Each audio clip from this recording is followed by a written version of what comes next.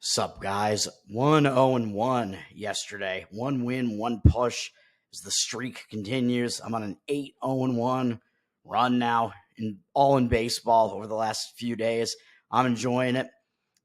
Hopefully, it'll continue. Obviously, I'm not going to get every game right from now on, but hopefully, the winning will continue.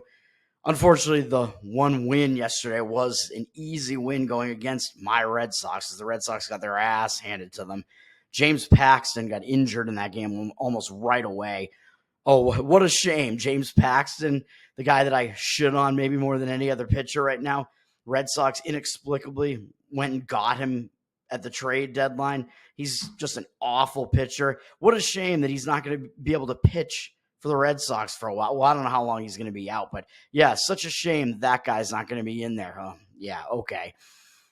So obviously I'm not unhappy if James Paxton is not going to be able to pitch for the Red Sox. Not that I wish injury on anybody, but I just don't think that he's good at all. I don't think he helps. I think he hurts.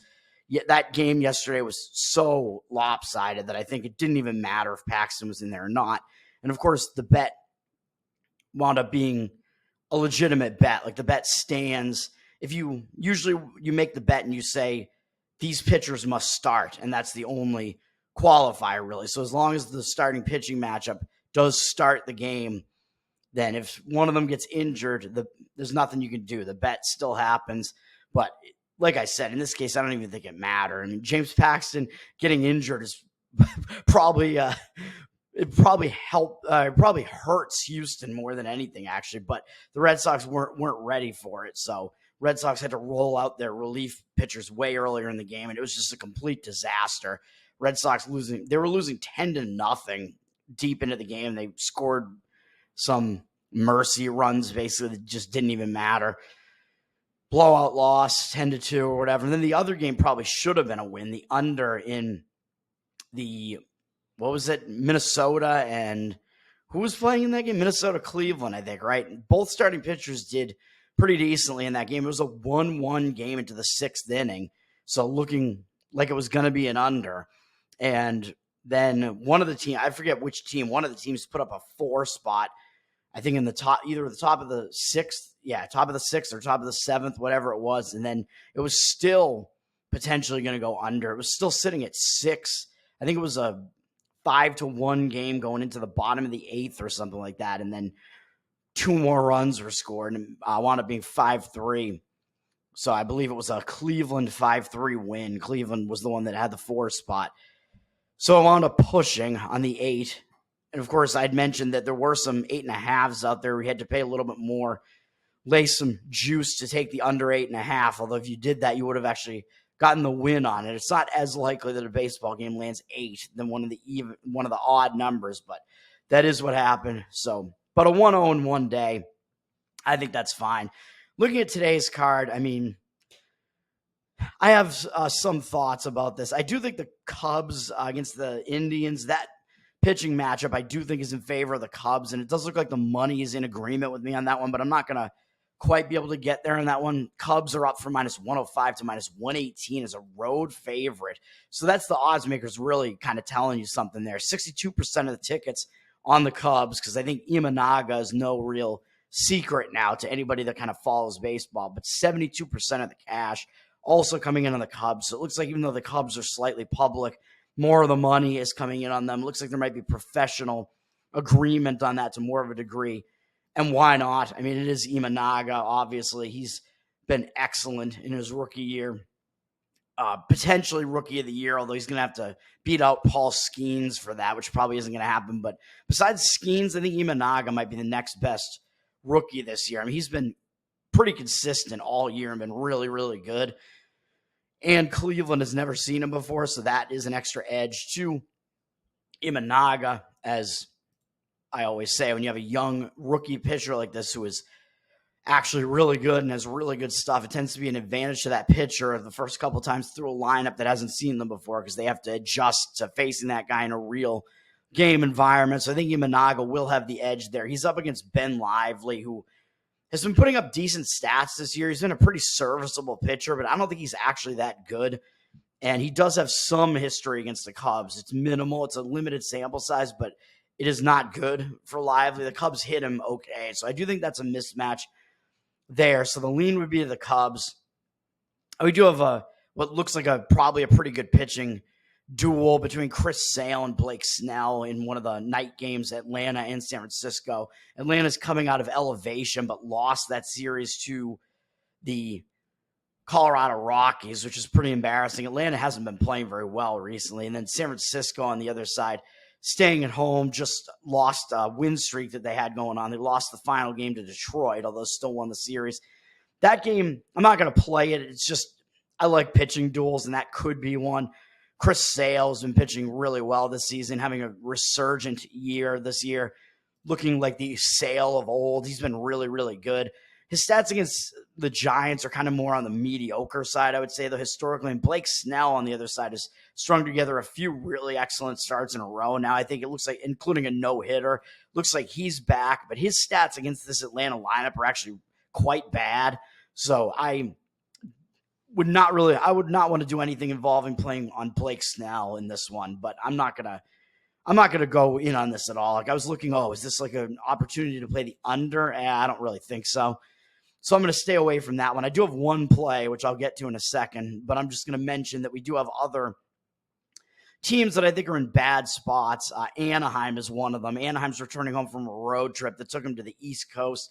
They're probably in the worst situational spot as far as the return home spots are concerned. They went out and they played the Yankees, actually won the series against the Yankees, and then lost the series to the Nationals. And now they're returning home. They only used a couple relievers yesterday because Jack Kohanowitz, the rookie that I've mentioned on this channel before, who isn't really that good and wasn't really doing that well in the minors, had a good start for Anaheim yesterday. Finally, he puts together a good start. He didn't have good strikeout numbers, and it was against kind of a weaker offense in Washington, but still, congratulations to him. He had a pretty good start yesterday. So Anaheim did kind of save their bullpen, so that's one reason why I don't love the fate of Anaheim here, although that wouldn't be something that would totally keep me off of it, because it is still a really bad spot for Anaheim. And I think Toronto is in the much better situational spot because, actually, excuse me, they're not. I thought Toronto was already out on the West Coast because they just played Oakland, but they actually played Oakland at home. So never mind. But I still think Toronto is in the somewhat better spot because they're starting a road trip, whereas Anaheim's returning home from a road trip. But it's mitigated somewhat by the fact that both teams are having to travel from like the Eastern time zone all the way out to the West, basically. I think Toronto's Eastern. Are they, or they're in Central? I don't know. It's close. When you get over close to that line there, I forget which side of the line is which, but both teams are actually flying out to the West Coast here. So I thought Toronto was already on the West Coast in Oakland, which would have made it even better. But still, Toronto is in a spot where they just lost a series to Oakland, which is pretty embarrassing. Toronto is having a bad season. They're in last place in the AL East. Nothing good about that, really, even though it's a pretty good division where all the other teams are above 500. It's one of the best divisions in baseball, really, again, as it has been for a while now, pretty much. But Toronto, the fact that they just lost 2 games to Oakland and now they get to leave home, not have to hear about that crap and go out on the road, I do think that's a more focused spot for Toronto, whereas Anaheim returning home from a road trip, as I always say on this channel, when you return home from a road trip that you've been out on, not only do you have the travel to deal with, though, like I said, both teams have to deal with the travel in this case, but Anaheim's returning back to home life. I mean, these are adults. These guys are husbands, fathers. They have to return back to home life. So that does tend to be a distraction the first game back home. The main issue that I have with this, well, let me see. I think Toronto didn't use much of their bullpen either yesterday. I think Bassett gave them a decently deep start yesterday. So neither of these bullpens is really taxed. Neither bullpen is very good either, but I think the bullpen situation can just kind of be ignored in this one. I don't think either team really has much of an edge there, but the reason why I don't really want to play in Toronto here is the starting pitching matchup is just bad for both sides, man. Bowden Francis pitching for Toronto. He's a guy who's been a reliever for most of his career so far. He's 28. He's been in the league for a few years now, starting not at the youngest of ages, really. He's not the greatest pitcher, really, though his stats actually in his career are pretty good because they mostly are last year, which are mostly all relief appearances. So his stats don't look that bad. But as a starter, his stats have been a bit worse, I think. His stats this year have just been a little bit worse. And he's only gone deep into a couple games, really. He'll give you like basically around 5 innings at most if he is efficient enough and they leave him in there. He's coming off a pretty good start against Baltimore, even though they lost the game. He had a 7-1 strikeout walk ratio, 2 earned runs allowed in 5 innings pitched. So he's actually coming off basically his best appearance of the year, really. His last 2 starts are actually both against Baltimore, and he didn't do bad in either of them against a tough Baltimore lineup. So that does indicate something there, that Francis does have the ability to pitch pretty decently. So I do actually think he's probably the more trustworthy of these 2 pitchers up against Davis Daniel, who I believe is no, he's not a rookie. He pitched last year, but he came into the league at an older age too. He's 27 now and pitched last year and had a decent ERA, but in very small sample size, and his whip wasn't very good. And this year, his ERA is more indicative of that bad whip. He has another bad whip this year, but his ERA is up north of 6. He's just a guy that has not been fooling hitters. He had one really good start in his debut, really good 8-inning shutout against Detroit, which made it look like, oh man, is this guy going to actually be good? But no, since then he's had a significant drop off and had a bad start against Oakland, who is not a very intimidating offense. Did poorly against Texas and the Yankees, so those are both pretty potent offenses. And then Colorado, he had a decent start again, which Colorado's a pretty weak offense. So Davis Daniel, I don't think he's very impressive. His minor league numbers were uninspiring for the most part, I would say. I think Francis is probably the slightly better of the 2 pitchers there. Toronto has the way better offense over over Anaheim as well, even though their offense has not really done much this year, which is kind of unfortunate. I don't know why their offense has been underperforming so much, and they do have a lot of good hitters on this team. But the lean is to Toronto there. The market does look like it's in agreement. Anaheim has dropped from -112 to -107. Tickets look like they're evenly split 50-50, but 60% of the cash on Toronto. And we do see the line moving in the Toronto direction. I think for the most part, the public, this isn't really a game that they're going to be looking at that strongly, I think, and they're going to consider both these teams to just kind of be bad because they both have bad records. But as I just pointed out, Anaheim is in the worst spot. And if Toronto was already on the West Coast, I think that would make it a better spot for Toronto, although I still think it is a positive spot for Toronto. And I think they have pretty much all of the edges in that one. So that would be actually kind of close to a play. It's not something I quite wanted to get involved in, but it does look like the side would be Toronto in that one. And then let me see. There was one other team returning home from a road trip. Well, I am going to be playing against one team that is, but let me see. There was one other team that was, I thought. Maybe I'm wrong about that. I was just going to comment on it quickly, but let me see. Am I wrong about that? Maybe I am. Yeah, I guess I thought there was one other team that was, but I am missing it. Unless it's, it's San Diego. Yeah, so San Diego was out on the East Coast too. So they went to Pittsburgh and then Miami. They had a successful road trip, only losing the final game to Miami yesterday in a close battle, 7-6. Some tight games in that series, as I think the other 2 games both went into extra innings too. So San Diego taxed themselves a little bit. They taxed their bullpen a bit in that series too with 2 extra inning games. Then they didn't use their bullpen that much, even though it was a close game loss yesterday. But still, their bullpen isn't in the best of shape coming into this game against Pittsburgh. And they just swept Pittsburgh on the road. So there's like a quick revenge angle here coming into play for Pittsburgh. So the situational edge would be on the Pittsburgh side here because you have San Diego in that dreaded returning home from a road trip spot that's going to be distracted. They lost the final game of the road trip to kind of kill that winning momentum a bit. And they just faced this Pittsburgh team and just swept them on the road. So all of that doesn't look very good. Pittsburgh is coming off a series where they got swept against the Dodgers, but that is still a series you get up emotionally for. So Pittsburgh, that might hurt Pittsburgh a little bit, although I still think they're going to be motivated coming into this road reversal revenge situation here against San Diego, which is rare to find it in Major League Baseball, really, where you have 2 teams that just played, now playing again. It's somewhat rare in baseball, especially when one of them swept the other as the road team, which is what San Diego did. So Pittsburgh's going to want to get them back in their own house. But the problem is this starting pitching matchup, this is something I just can't do, man, for Pittsburgh. Marco Gonzalez is pitching. He's got a 1.6 whip this year, even though he had a string of decent starts earlier. His last couple of starts have just been awful, including that one against San Diego. And the fact that that means San Diego just saw him and he didn't even do well in that one.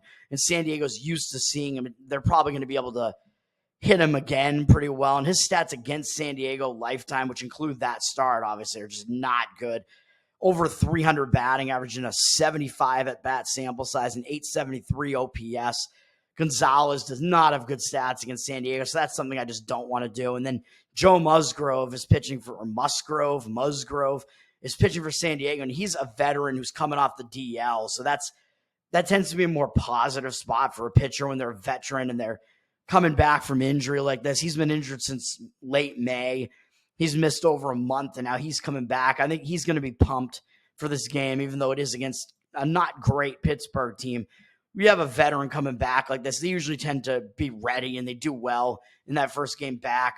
So I do think that is going to be the case. And he was not having a good season, though, to start this season. In a decent amount of starts. He pitched up until late May. He had an ERA way above 5 and a whip of almost 1.5. So he was not pitching well, which is bad, but maybe those injuries were kind of affecting him before he actually had to go on the disabled list or whatever, the injured list. And he does have good stats historically against Pittsburgh and a 74 at-bat sample size, only a 243 batting average and 642 OPS. So that mitigates the bad situation, I would say. The fact that the starting pitching matchup does actually appear to be in favor of San Diego in this one, especially the numbers against these specific lineups. So that kind of mitigates the fact that I think it is a negative situation for San Diego and more positive one for Pittsburgh. So I can't quite do that one. And now we'll finally get to the game that I'm on. This is going to be like a 20-minute video. That's not too bad because at least I'm dealing out some more information, even though it is a smaller Monday baseball card. The game I'm actually going to be on is going to be, you've probably figured it out now because it's the only other game left with a team returning home from a road trip. And it's not as ridiculous of a road trip, but I'm going to play on the St. Louis Cardinals here against the Cincinnati Reds. This line has moved up from St. Louis minus 115 to minus 125.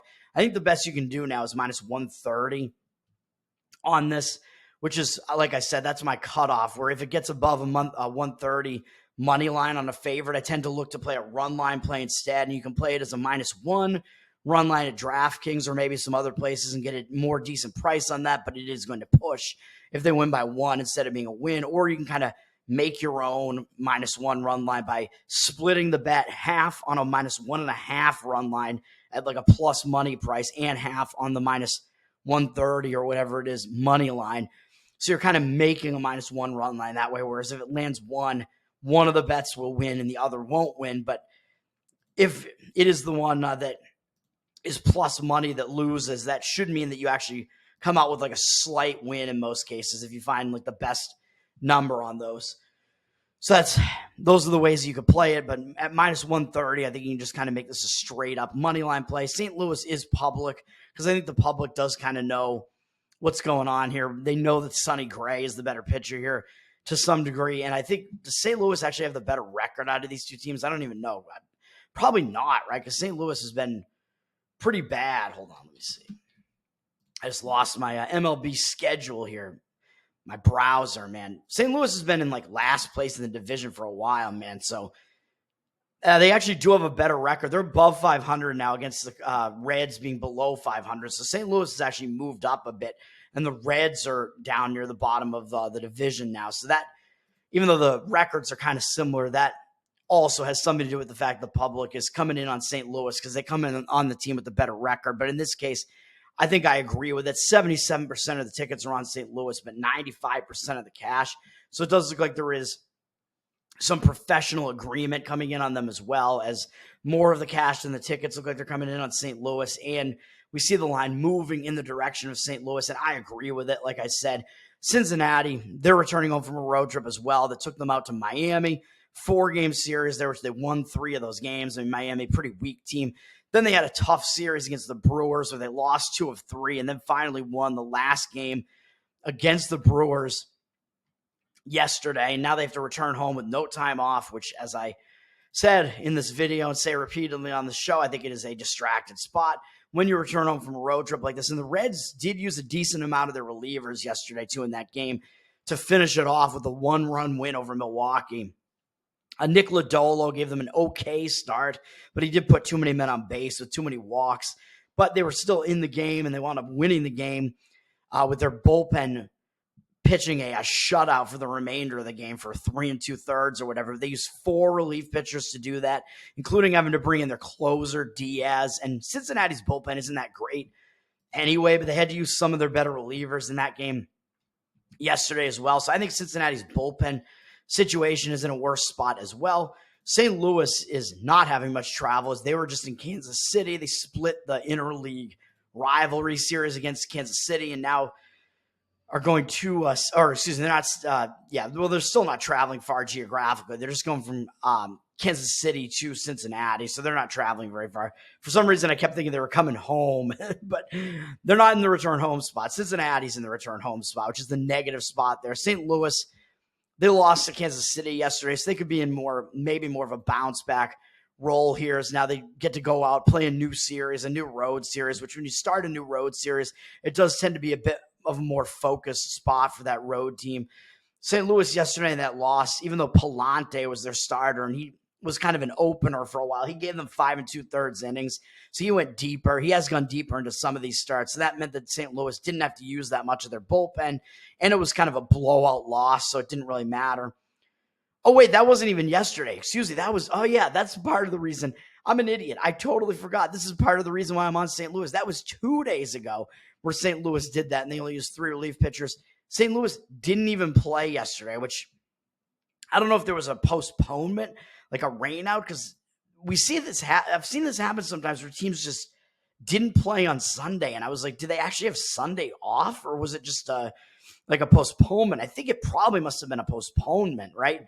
But whatever it was, St. Louis and Kansas City didn't play yesterday. And Kansas City is also playing today, by the way, I think. So that's something to keep in mind as they travel to Minnesota. But I think Pablo Lopez in that situation, that starting pitching matchup, Lopez has way better numbers against Kansas City than Brady Singer does against Minnesota. Brady Singer actually has surprisingly bad numbers against Minnesota. So I actually think Pablo Lopez has the edge as far as that matchup is concerned against those specific hitters. So that's something I would not want to really get involved in, even though Kansas City didn't play yesterday. But yeah, Kansas City and St. Louis both didn't even play yesterday. So I think that's another extra edge to St. Louis coming into this game because you got Cincinnati, who's traveling, played yesterday in Miami, used 4 relief pitchers, and they're coming up against St. Louis, who's had less travel, had yesterday off, didn't have to use any of their relief pitchers yesterday. So I think that's an advantage to St. Louis. They have a big rest advantage there. And, of course, as I alluded to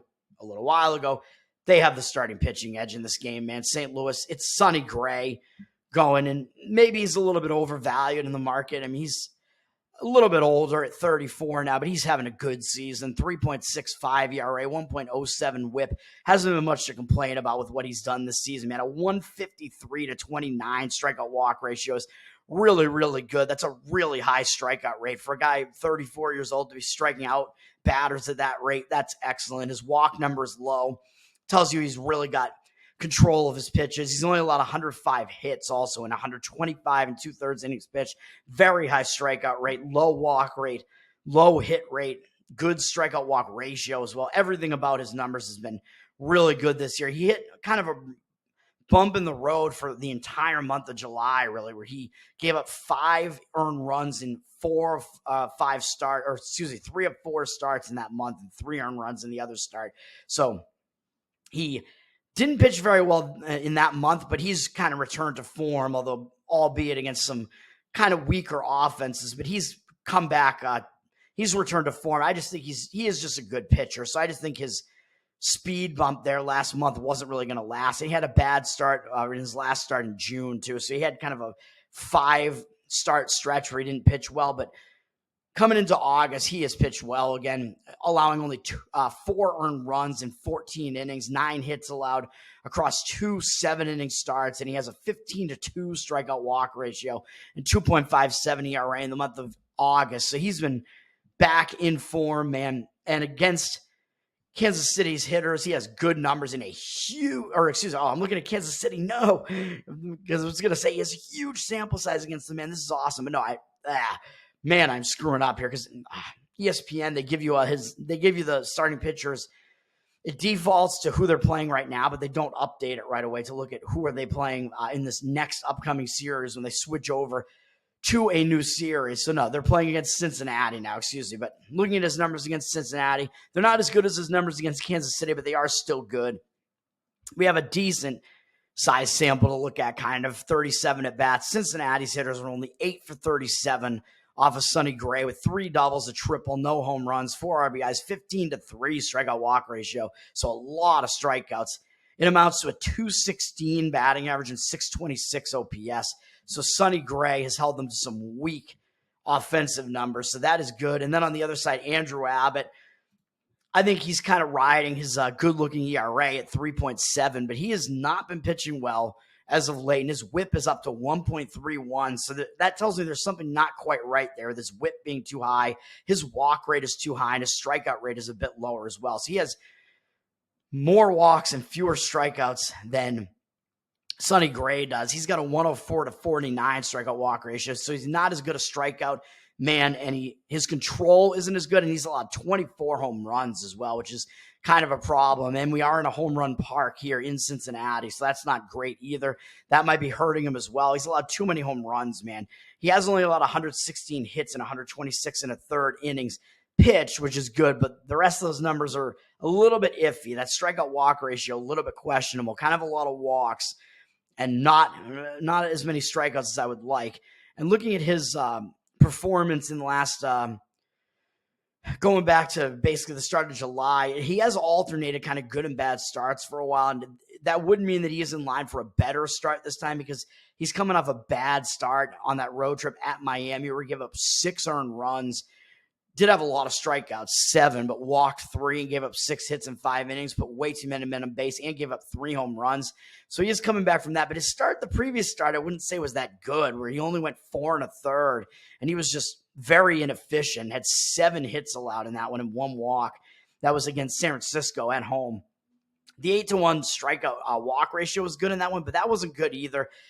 So going back to his start against Miami, he's had 2 bad starts against Miami within the last month, which is bizarre. Miami, not a good hitting team at all, but Abbott doesn't do well against them.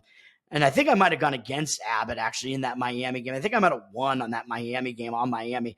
But going back to that other Miami start, he's had 5 starts, and he's only gone more than 5 innings in one of those starts, which was a 6 2/3 shutout against Washington on the road, which was pretty good. But he only had a 1-3 strikeout walk ratio in that one, too. So that just tells me something's not right here, man. Even though in his 2 starts this month, he has a 15-4 strikeout walk ratio, which isn't that bad.